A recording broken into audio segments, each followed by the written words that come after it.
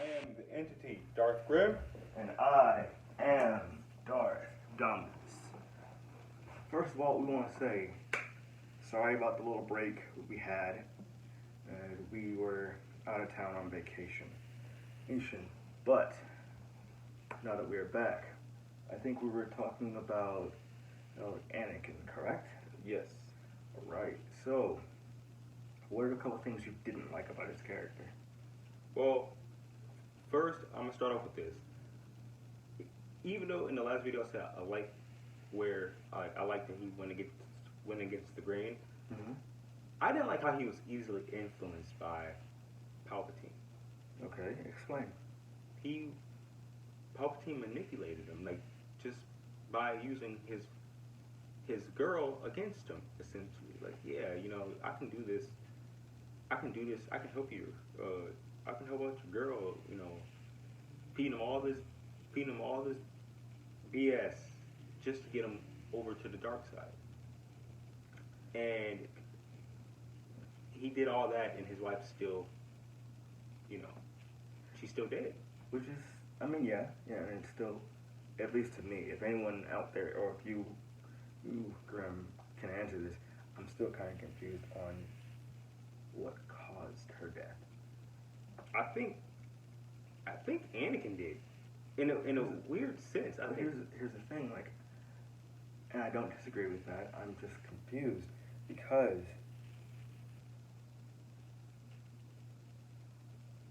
she didn't actually die until, because something that I pieced together. Mm-hmm. She didn't die until after Anakin, or Vader's faceplate was put on his head. Meaning she didn't die until he fully became Vader. Broken heart. I think she died of a broken heart.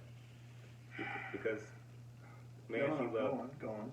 Because the man she loved went over to the dark side. And maybe in the world of Star Wars, you know, it's figuratively and can be literal.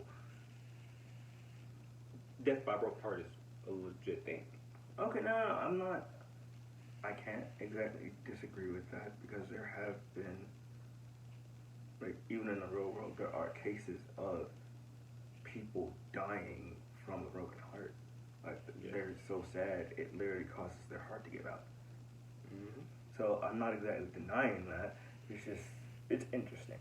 But one thing that I didn't exactly like about him, and this is one of the few things I didn't like about his character, is just how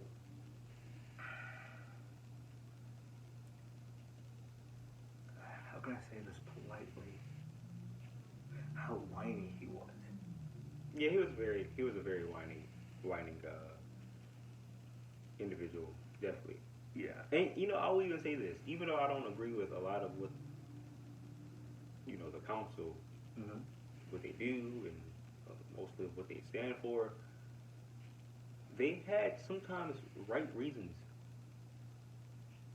for how they do certain things, even if you may not like it. The way they go about it is kind of sketchy. No, I get what you mean. For me, and this is one of the things I can say, that the Sith as a whole do correctly. Mm-hmm. They don't, unlike the Jedi Order, they don't force you to basically bury your emotions. Yeah, they actually teach you to, like, tap into those emotions in order to get stronger. Yeah. Which is one thing I can give credit where credit's due. That's one thing that they got right. Oh, I agree. Although I don't think it's right, because they have them utilize they have a person utilize their emotions in the wrong way. Well, no, I don't disagree with that. I'm saying as far as, like, when you look at it, right? Mm-hmm. Putting it on a scale, which is worse? Burying your emotions or fueling the, or using your emotions to do something bad? Both.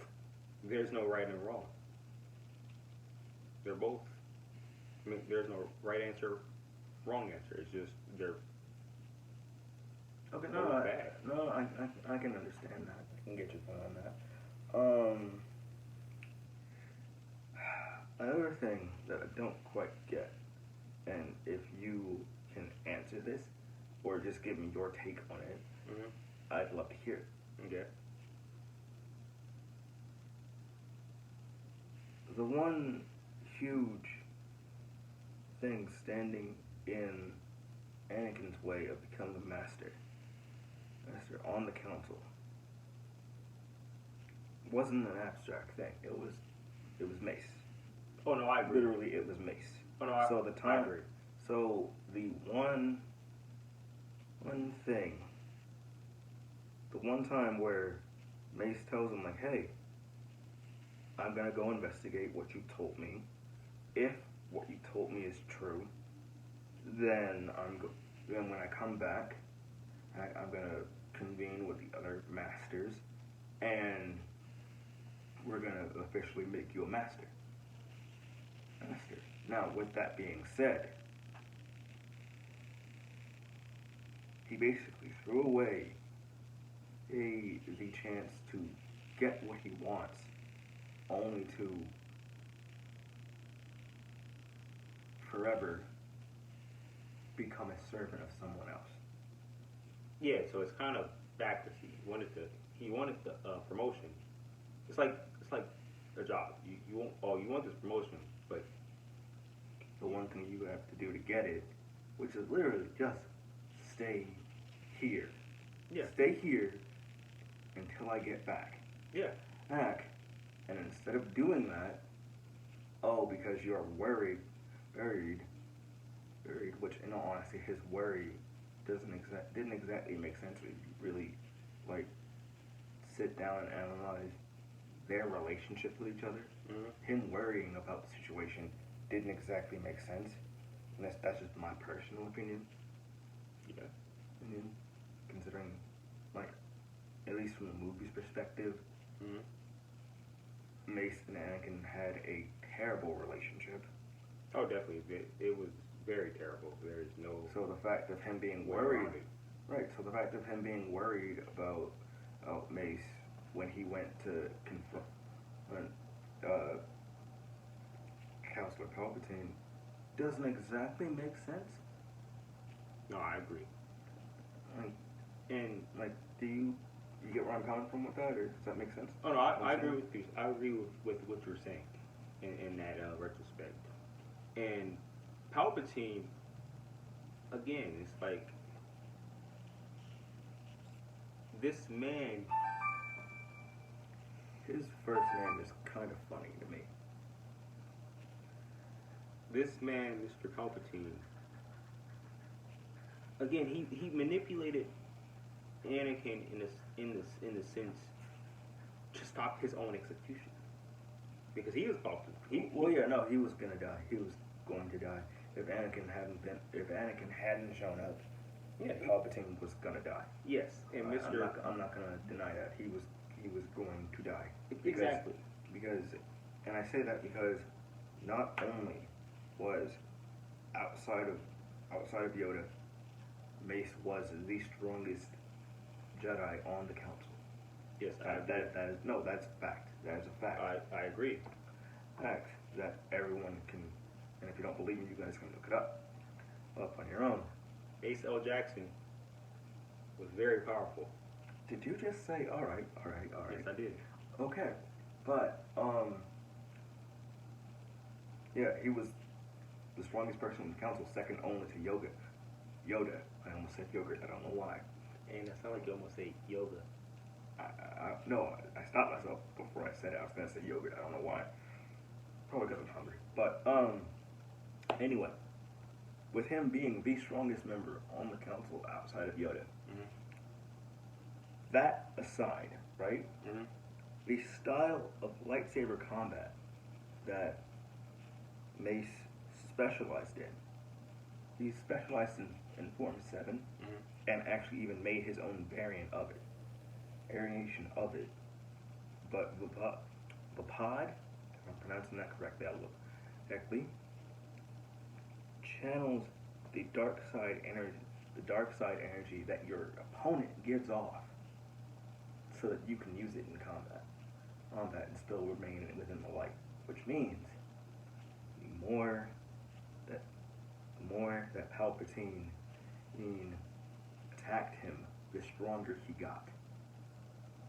Okay, yeah.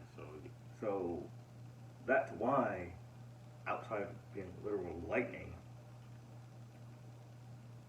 that's why when he deflected Palpatine's Force lightning back at him, that's why he got so burned. Because he was literally being attacked by his own power. Power that was being doubled back at him. So if Anakin didn't show up, he would have died. Definitely. That makes a video for another day, because what were you gonna say? Knowing that, and if Palpatine knew that, if he knew any of that about Mace, why did he try to recruit him? Honestly, and wait a minute. That's a topic for another day. But that actually does no. You're right though. I'm just now coming to that realization. You're right. It would have made better sense to recruit, or say for example, recruiting Mace over recruiting Dooku. But that's as you said, that's a topic for a different day. Hey, that's a discussion we can have another time. Yeah. But looking back at it, right? The situation between Anakin and one of the things about Anakin.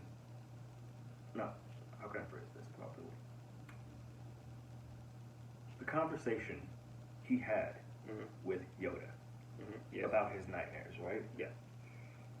I get that you can't go into detail, because of the Jedi Code and everything, and you want to keep your relationship with Padme a secret.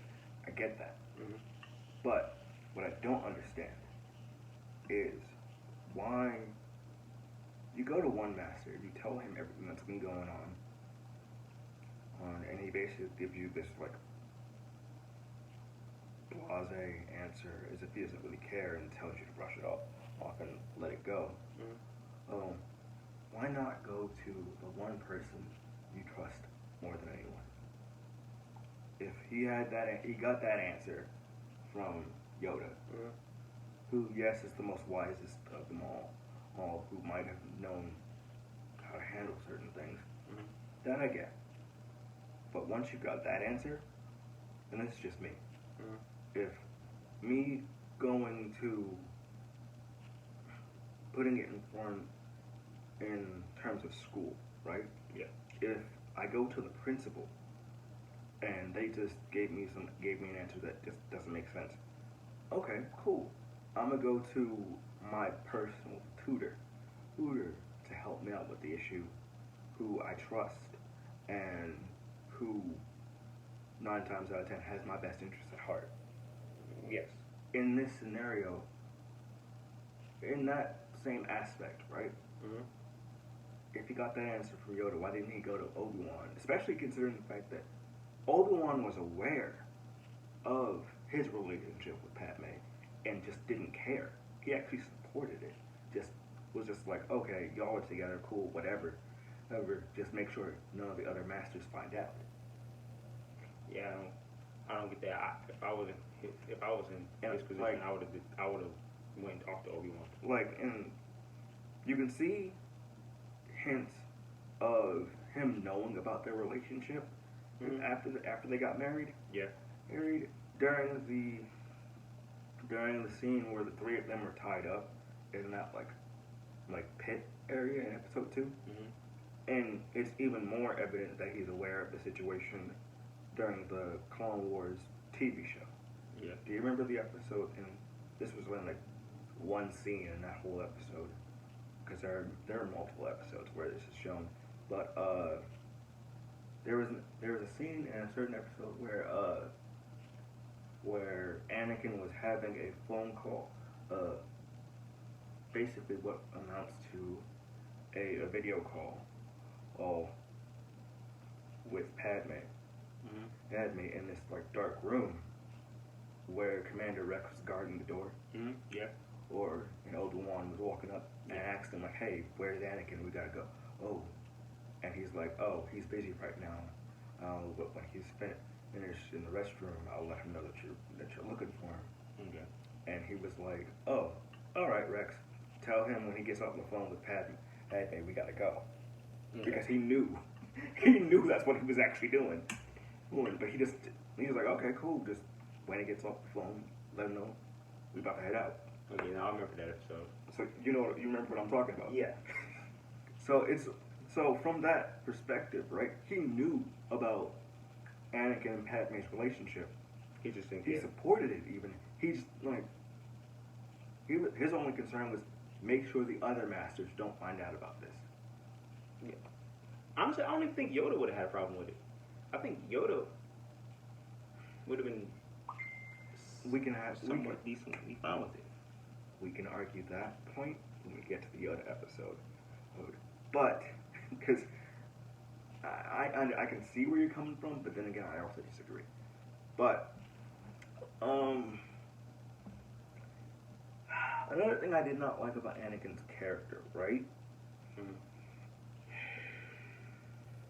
I mean, from a certain point of view, I understand, but it's not something I liked. The scene where he finds his mom's body. Yeah. What he does after that, I did not like. And Grim, you might disagree with this. Our viewers might disagree with this. But I find his actions, the slaughtering of those the sand people from Tatooine, because he slaughtered everybody. Like he says, the men, the women, the children, everybody. Just out of anger that his mom passed and that he wasn't able to do anything about it. While I understand the anger and the frustration, I get it. Slaughtering innocent people that have nothing to do with your mom's death. Exactly. Because, and I say that because, and I could be wrong, and if I'm wrong, please correct me. You might have a better memory about this situation than I do. Okay. The Sand people weren't responsible for his mom's death, were they? From my remembrance, no. From what I remember, it was Waddle, wasn't it? I believe so. Waddle, the person who was working under the Hutt, who owned his mother. Yeah, I believe so. Okay, I couldn't remember. So if anything, his aggression should have went towards Waddle. Yes. Yeah. No, and that's my point. You slaughtered an entire village worth of people, innocent people, for no reason. Like, I get it, venting your frustration. Believe me, you know I myself have anger problems. So I get needing that like outlet, but innocent people. Yeah, like those people didn't deserve it. Yeah, no, they didn't. And I don't know what Anakin's character. While I can applaud his reasoning behind it,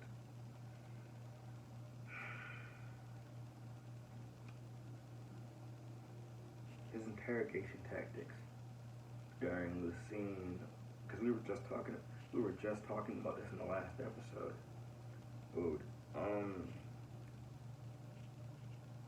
The episode of the Clone Wars where Ahsoka got framed, aimed for the dive bombing. While I understand the reason behind how he interrogated whoever the person was. I can't remember the person's name now. While I get the reason behind it, let's just be honest. There are not just that situation, but there are a couple of times Anakin should have been brought up on charges of war crimes. I agree. He provoked certain situations that can be looked at as like, yeah, no, those are like, that's time. Like, and like that could be done because you're exactly like, and there is this one scene, and you might remember this. You might remember this. You might not.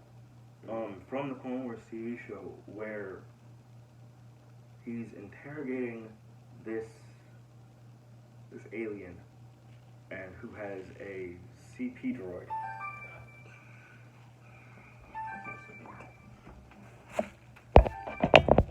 Dad, I'm recording right now. I'll be okay. I'll keep talking like that.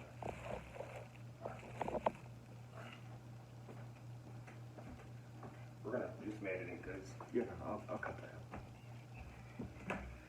But there was this scene.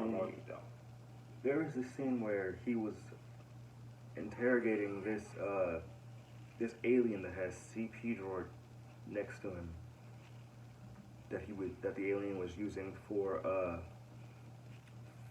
translating purposes. Remember what I'm talking about? Yes. And he tries to use the Jedi mind trick on him, but the alien like is resistant to it. And he's basically like, "Oh, that's cool. I don't need to force you to speak in order to get the answers I need." And he basically uses the Force to physically torture this man. So those are signs that see, and again, that You remember what I'm talking about? yeah. Like, and I'm kind of upset that Netflix took Clone Wars off of the catalog, because I would definitely pull it up and show you what I'm talking about. But yeah, there are a lot of instances like that where he definitely should have been brought up on war charges. Come on, definitely. And another example was where him and the 501st were like trying to get through this blockade that was on this bridge. And it was him, the 501st, Obi-Wan, and his regiment. I can't remember what number they went by. But it was their two groups fighting together to get through this blockade. On this bridge. And he looks at one of the clones that he orders, that he commands, and was like, "I need you to throw me." He's like, "Wait, sir, what? I need you to throw me, and I'll take care of the rest." So he's like, "Okay, fine, that's what you want me to do, I will." He throws him over his shoulder, and as he's in the air, the droids that they're fighting all point up and like are focusing their fire on him, and he uses the Force to collect all those blaster bolts. As he's flying through the air, and when he lands, he fires it back at them from behind. Now, mind you, it looked cool, but the way he went about getting behind them and taking them down, while your master was telling you, "Don't do this, you can get yourself hurt." Disobeying your master in the heat of battle can get you put it this way, right? With the U.S. Army, if you're in the middle of a firefight, you come up with an idea to get past an enemy, but your commanding officer says, "Don't do this. You can end up getting hurt if you try this, even if it works, or if you can get severely injured," and you go about it anyway. What is that? That's That's not good listening. That's disobeying a correct or a demand of a direct order, Mm-hmm. and it can also be looked at as insubordination. Yep. Can get you in trouble, or can get you cut. Exactly. Is there anything else you want to dive in? I mean, Anakin? speaking on Anakin, no. Oh, there's nothing else I can think of. But is there anything that you can think of that you want to talk about? Or anything that comes to your mind? One more thing that What's that? I have, that's one of my dislikes. Mm-hmm. Although I like the method to building up to how he became, to how it led him to become Vader. Mm-hmm. But him slaughtering those kids, like, Oh, it's that. talking about the Jedi Temple. Yeah, it's. He could have let those little innocent kids alone. Now, granted, I've seen skits on TikTok and YouTube where I don't disagree with you. First of all, I want to put that out there. I don't disagree at all. But I've seen skits of, and I'll show you later if I can find it, where Palpatine talks to Anakin after the whole Jedi Temple raid, where, and this is just one content creator's interpretation, saying that, oh, I didn't want those kids dead. I wanted you to bring them to me so I can educate them in the dark side. And he's like, oh, I just, they're all dead. Type of situation. And actually, the massacre of those children is, and I say this because I actually finished watching all of Obi-Wan the other day. I don't know if I told you. The massacre of those children is what creates a huge, well, I'd say a pretty important character in the Obi-Wan series. okay. Like, the massacre of those children literally creates one of Obi-Wan's thrones in that show. Okay. But that's all I can think of. Is there anything else that you might can think of? No, I'm all good.